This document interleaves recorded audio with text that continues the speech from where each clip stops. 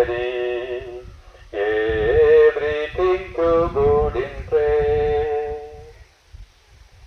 Joseph Steven എന്ന് പറഞ്ഞ ഒരു മനുഷ്യന് അദ്ദേഹം ഒരു ദുരന്തത്തിൽ കൂടെ കടന്നു പോകുവാൻ ഇടയായി.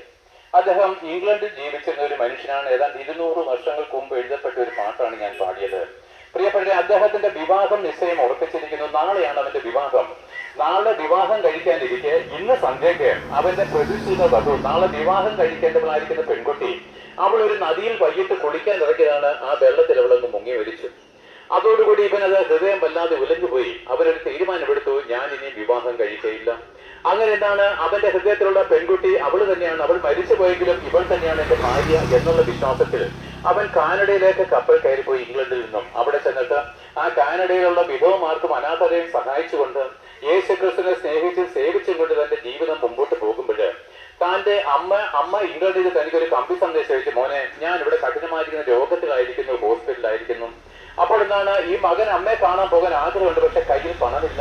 കയ്യിൽ ഒരു രൂപ പോലും അല്ലെങ്കിൽ അവിടുത്തെ ഡോളറില്ല. അവൻ അമ്മയ്ക്ക് എഴുതിയ ഒരു കത്താണ് ഈ പാട്ടായിട്ട് നമ്മളിപ്പോ പാടിയത്.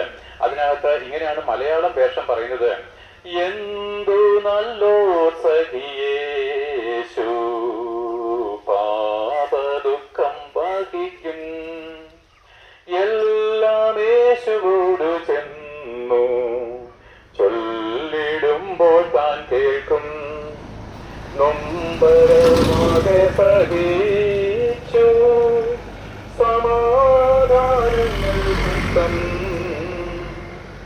എല്ലാം യേശുവോടു ചെന്നു ചൊല്ലിക്കൂടായ നിമിത്തം.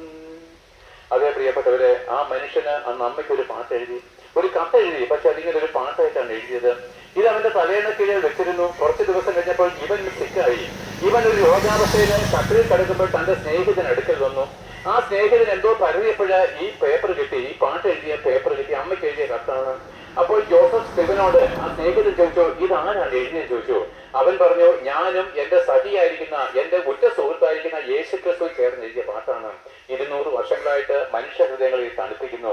പ്രിയപ്പെട്ടവരെ, ആരാണിവൻ? ഈ യേശുക്രിസ്തു ആരാണ്? 2000 വർഷങ്ങൾക്ക് മുമ്പ് കഷ്ടമേറ്റ് മരിച്ചു.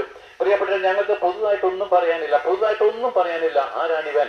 2000 വർഷങ്ങൾക്ക് മുമ്പ് ഭൂമിയുടെ മധ്യഭാഗത്ത് സകല മനുഷ്യർക്കും കാണുകയെ അവനിതാ കഠിനമായിരിക്കുന്ന പീഡകളേറ്റ് കഷ്ടമേറ്റ് മരിച്ചു. ആർക്ക് വേണ്ടി? നിനക്ക് വേണ്ടി. അതേ പ്രിയപ്പെട്ടവനെ, എന്നെ കേൾക്കുന്ന നിനക്ക് വേണ്ടി അവൻ മരിക്കേണ്ടി വന്നു. അങ്ങനെയാണെങ്കിൽ നിന്നെ ഏറ്റവും കൂടുതൽ സ്നേഹിക്കുന്ന വ്യക്തി ആരാണ്? നിന്റെ ഭാര്യയാണോ? അല്ല. നിന്റെ ഭർത്താവാണോ? അല്ല. നിന്റെ നേതാവാണോ? പുരോഹിതന്മാരാണോ? അല്ല. നിന്നെ ഏറ്റവും കൂടുതൽ സ്നേഹിക്കുന്നത് ഇവനാകുന്നു. ഇവൻ മാത്രം